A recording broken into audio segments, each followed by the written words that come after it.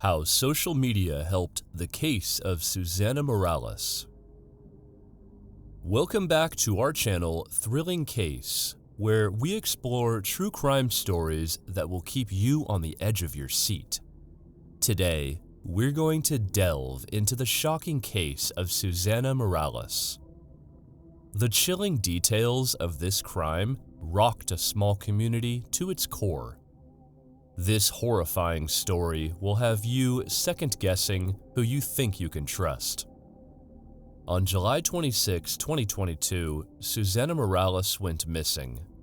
Her body wasn't discovered until February 6, 2023. For over 5 months, her family struggled to get the police to take the case seriously. But what really happened was a truth nobody was ready for. This case has also raised eye-opening questions about the safety of people who migrate to the USA from Mexico, the Caribbean, South America, and other countries. Families move to create a better life for their children, only to have them taken by the ones who are supposed to keep them safe. Please join us as we uncover this case's shocking and disturbing details. Susana Morales was a 16-year-old girl from Norcross, Georgia. She came from a tight-knit family and was incredibly close with her mother. Her 2 older sisters were her best friends. This family loved spending time together, and Susana could confide in her mother and sisters about everything. They never kept secrets from one another. In her community, Susana was well-liked and had many friends. She just completed her freshman year of high school, where she excelled academically. Her classmates knew her as an outgoing and friendly person. Susana also participated in extracurricular activities and even became a cheerleading squad member. It was clear that she enjoyed being around others. Susana was also very talented. She loved music and performing. Throughout the years, she perfected her skills on the piano. Before she went missing, she took an interest in learning guitar. However, she didn't need that many lessons because she was a natural. Her friends and family were always excited to hear something new that she would play. Everyone who knew her thought that Susana had a bright future ahead of her. She was beautiful, intelligent, and talented. To top it off, she had a charismatic energy that spread to everyone she spent time around. Even people who were shy and reserved felt comfortable opening up to Susana. Mrs. Morales wanted all of her children to have good work ethic. It was important to her values that her daughters had summer jobs once they started high school. In the summer of 2022, her youngest daughter, Susana, was finally old enough to get a summer job. Susana would accompany her mom to work and help her with all of the tasks. Her mother wasn't surprised to find out that Susana was a good worker. She took pride in helping her mom and seemed to really enjoy her job. The paycheck was just an added bonus. Overall, Susana was a good kid. She was responsible and always told the truth. There was no reason for her family not to trust her. She always did what she said she was going to do. If her plans changed last minute, she would make sure she phoned her mom or at least send her a text message. On July 26, 2022, she went to work with her mother as usual. After work, she planned to have dinner with her mom and then visit with a friend who lived close by. At 4 o'clock, they left work. Her mother prepared dinner and then they ate together. Susana left the house at approximately 6 p.m. to walk over to her friend's place. At this point in time, people who lived in Norcross, Georgia believed they lived in a safe community. Dwellix had listed this small town as one of the safest places to live in the U.S. Parents were comfortable allowing their kids to go out with friends. People didn't worry if they forgot to lock their doors. Heavy storms were the worst thing people thought they had to worry about in this community.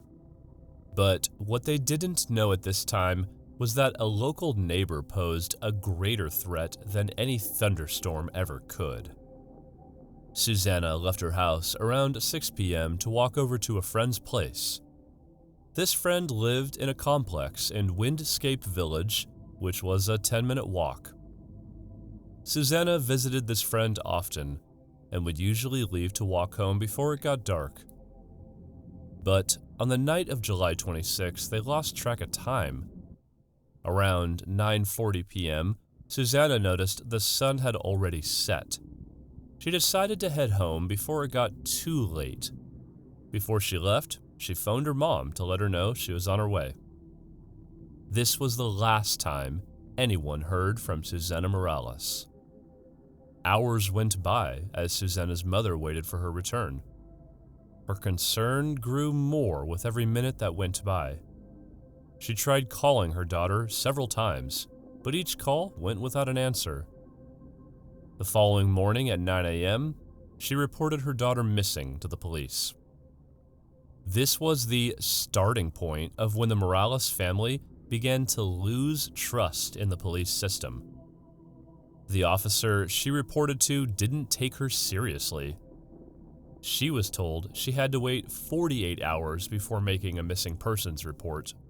The officer lied directly to Miss Morales' face. According to the law in Georgia, parents are encouraged to report missing minors immediately. Parents should report a missing juvenile within 12 hours, not wait for 48 hours as this officer suggested. However, this police officer tried to explain to Miss Morales that it's normal for teenagers to take off. They tried to play it off, like Susana was probably out partying with other teens. Miss Morales knew better, though. Her daughter wasn't like that. Susana would have told her mom if she had changed her mind on her walk home. She wouldn't just take off overnight without letting anyone know. Missing teen Susana Morales wasn't the only report that the local police received that day. Nearly 2 hours later, at 11 a.m., a police officer from Doraville Police Department, Miles Bryant, had reported that his gun had been stolen from his vehicle. In his report, he stated that he accidentally left his truck door unlocked. Someone broke into it and stole his gun, wallet, and military ID. Now, most true crime enthusiasts would be able to connect the dots between these two reports. A missing girl and a missing gun were reported within 2 hours of each other. But for some reason, this wasn't enough to spark any concern from the local police. The Morales family was beyond disbelief. If Susana wanted to go to a party or stay somewhere overnight, she always said something. The Morales family had respect for one another. To top it off, Susana never ignored calls from her mother or sisters. Without any help from the police, the Morales family felt hopeless. They were desperate to find out what happened to the youngest member of the family. The first thing they did was track her phone. While they weren't experts in solving crime, the Morales family did know that the first 48 hours of a missing persons case were the most critical. If they could track where she went, they may be able to get the clues they need to find her. When they tracked her phone, they were able to tell that she took her regular route home. But when she was getting close to her street, she vanished. People don't just vanish into thin air. The Morales believed that this evidence would help them to get the police to take the case seriously. The police weren't as helpful as the family had hoped. According to the police, this wasn't enough evidence that young Susana was missing. They were still convinced that Susana was just another runaway, and they had no intentions of getting involved with that. The Morales family was in disbelief. If the police weren't going to the very job they were trained for, who would help the family get the answers they needed? But they weren't going to give up. Susana was their shining star, and they were determined to find her at any cost. The family kept pushing for answers. After a month of receiving reports, the police finally decided they would file a missing persons report for the girl. However, even with the missing persons report filed, the police were still being difficult to work with. The Morales simply wanted the police to release a statement to the community so people could keep an eye out for Susana. For all they knew, someone in the community may have seen her but had no idea she was missing. The family was desperate for any piece of information, no matter how small it was. But the police wouldn't cooperate. Reality hit the Morales, and they realized if they wanted answers, they would have to find them on their own. And that's just what they were going to do. The family designed flyers with photos of Susana and distributed them throughout the community. If the police weren't going to bring attention to their missing daughter, they would. And their hard work paid off. A local business was able to provide them with the first clue they needed. This business checked their security tapes from the night Susana went missing. On the tapes, they found something that could help the Morales. The footage they had showed Susana walking alone past the business. After seeing this footage, the Morales were 100% convinced that Susana was on her way home as planned. This business was very close to their home and less than a minute's walk away. This was all the proof they needed to know their daughter didn't run away on her own. Although the Morales never believed the police's theory about their daughter running away, this security footage was all the proof they needed. Susana was on her way home, but something or someone stopped that from happening. At first, the Morales family believed that this footage would be enough to help them convince the police to take this case seriously. They gathered the evidence they had and brought it back to the police to make a report. But it wasn't enough. As the family continued their search, they found more details when they tracked Susana's phone. They used a location app to get more specific details of her route. It showed that she was walking down Singleton Road towards her home between 10:07 and 10:20. Now, the walk from Susana's friends back home is only 10 minutes, but 13 of those minutes were spent in one area. Did Susana stop to talk to somebody? Or was someone harassing her?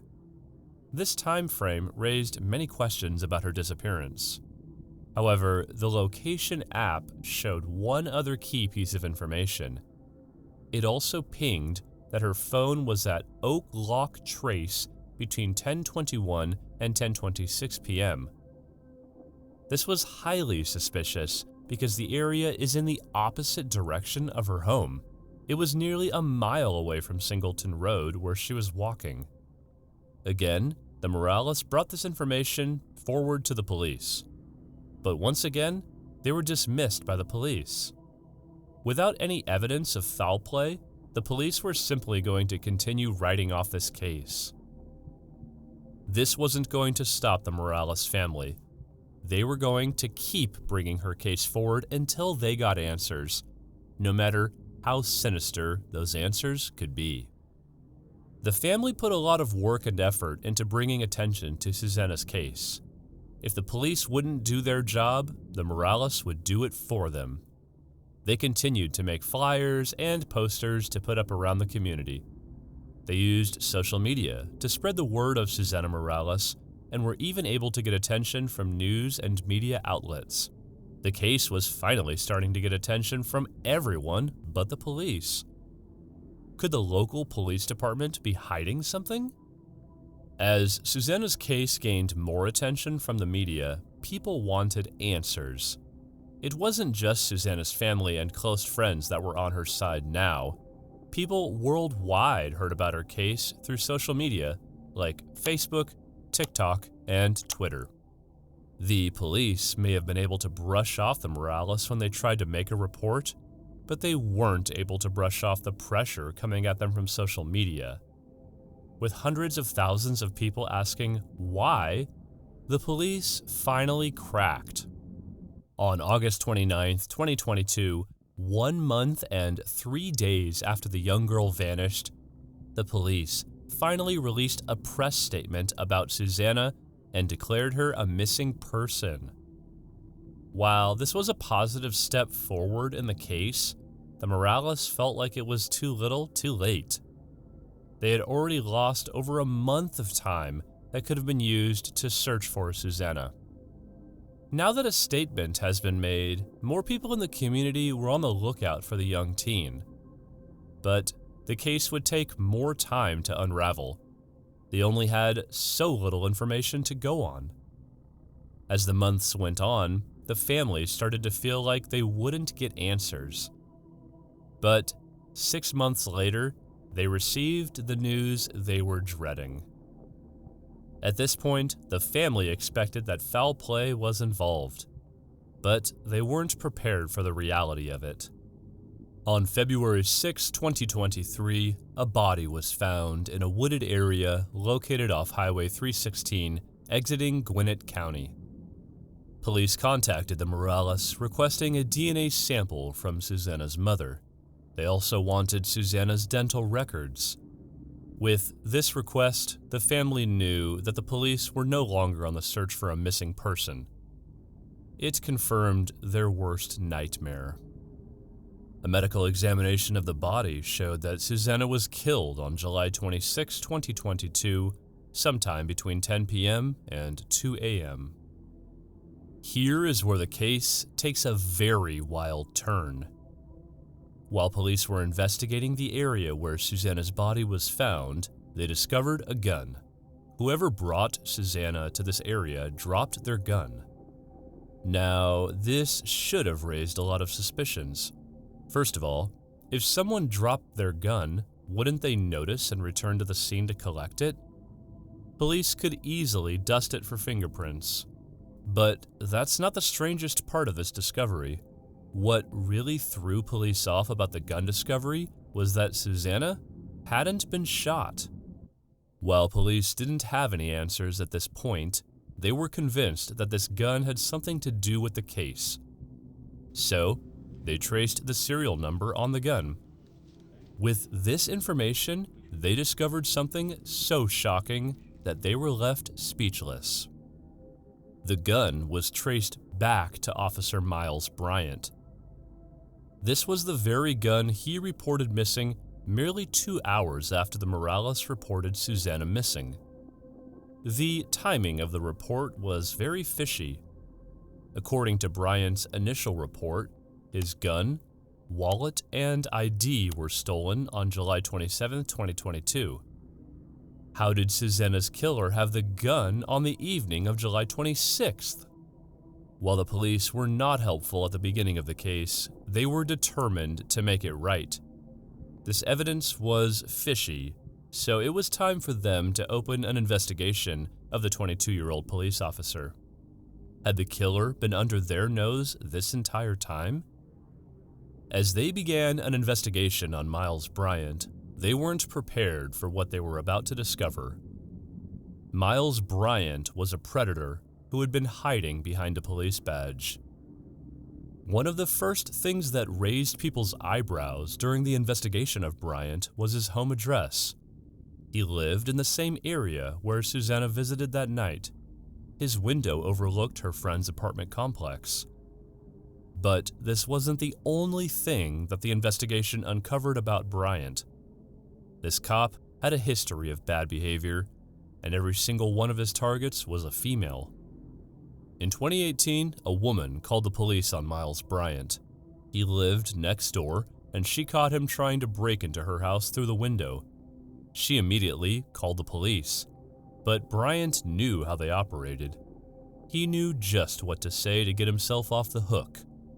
Bryant told the police that he had been at home the whole time. He denied any part in trying to climb through the neighbor's window. Since there was no evidence, the police couldn't do anything. They also believed what Bryant had to say.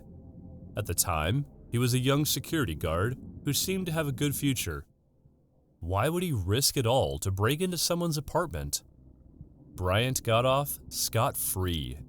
They assumed it was a case of mistaken identity and did nothing to help the woman feel safe in her own home.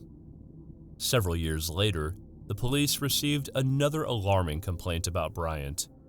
In 2022, a few months after Susana's disappearance, Alicia Bates came forward about Bryant stalking her. We grew up together. I couldn't believe that I would have been his next target. Bates had known Bryant briefly when they were kids. Many years had gone by, and they ran into each other. They decided to reconnect and see where life had taken one another. But as they started spending time together, the woman noticed characteristics about Bryant that made her feel uncomfortable. She decided to call things off before they got romantically involved. Bryant didn't take this news rationally. He wanted to get even with this woman for what he thought was her leading him on. The woman claimed that Bryant started stalking her and harassing her. But since he was a police officer, she didn't know what to do. One night, Bryant got aggressive and tried to break into her apartment. In his attempt to get in, he broke the panel on her apartment door. Luckily, Bates wasn't home at the time of the incident. But how did this woman know it was Miles Bryant? Her neighbor's door was directly across the hall from hers. This neighbor had a Ring security camera. It caught footage of a man trying to break the door open. At one point, the man turned around and looked directly at the Ring camera. Bates was worried for her safety. Since she had video proof of the incident, she filed a police report. She even let the police know that it was a police officer that did this. But despite the very serious complaint that was filed with evidence, Miles Bryant was still wearing his police badge. This raised a lot of concern for Bates and her neighbors. Was Bryant getting special treatment because of his job? According to Gwinnett County Sergeant Jennifer Richter, there was a mishap with the investigation. Bates' report was filed and went up to investigations. However, it somehow got lost before it got assigned to an officer. He did not receive special treatment. I believe this was really just an oversight. We're going to look and see if we need to implement any new processes that might help prevent something like this from happening in the future. It was also reported that Bates took her concern about Bryant directly to the Doraville Police Department where he worked. She was told that the harassment would stop and that Bryant had been spoken to. During the investigation of Miles Bryant, it was also revealed that on October 3, 2022, he responded to a call for a missing child. Bryant didn't file a report until 3 days later.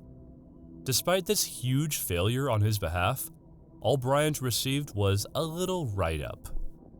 With every wrong action this man did, the rest of the police force had no problem turning a blind eye. But that would no longer be the case. They now had enough evidence that Bryant took Susana's life. There was no possible way the police could cover for his wrongdoing anymore. On February 13, 2023, Bryant was arrested on 2 charges, filing a false police report and the murder of Susana Morales. Out of all the people who could have taken Susana, her family never imagined it to be a police officer. Her family believes the incident was random and that Susana had never had any type of interaction with this man prior. Jasmine Morales even recorded a video message directed at Bryant before his trial. He doesn't know what's coming for him, and I promise that everything comes to light and we'll know everything soon, and everybody's gonna get what they deserve at the end of the day. If it's not here, it'll be up there. On February 22, 2023, Bryant went to trial and was officially fired from the Doraville Police Department. He was charged with kidnapping and felony murder. The judge has also denied Bryant's bail. The case of Susana Morales is a reminder of the dangers every young woman faces today in the U.S. It also shows how easily people will turn a blind eye to someone who's in a position of power. This wraps up the case of Susana Morales. I want to know your opinions. Do you think the police would have ignored this case for longer if they didn't feel the heat of pressure from social media? Let us know your thoughts in the comments.